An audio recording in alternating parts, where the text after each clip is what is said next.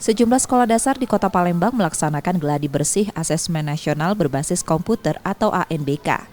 Gladi Bersih ini merupakan gelombang kedua dari 4 gelombang yang telah dijadwalkan.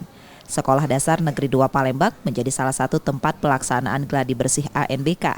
Sebanyak 30 siswa dan 5 siswa cadangan mengikuti kegiatan ini. Pihak sekolah menyampaikan ANBK bertujuan untuk meningkatkan mutu pendidikan dengan memotret input, proses, dan output pembelajaran di satuan pendidikan. Hal tersebut dipersiapkan agar pelaksanaan berjalan lancar, termasuk mengantisipasi kendala seperti pemadaman listrik dan memastikan akses internet. Sudah mengirimkan surat, melayangkan surat kepada pihak PLN dan ke pihak yang terkait supaya dalam pelaksanaan simulasi atau gladi bersih atau NBK nanti jangan ada pemadaman listrik. Bahkan kami juga sudah mewanti-wanti tentang jaringan internet atau wifi-nya supaya pelaksanaan NBK ini berjalan baik dan lancar.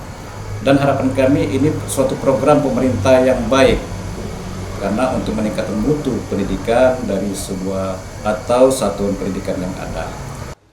Pelaksanaan ANBK untuk sekolah dasar di Kota Palembang direncanakan pada 30 dan 31 Oktober 2024. Nur Muhammad, Kompas TV, Palembang, Sumatera Selatan.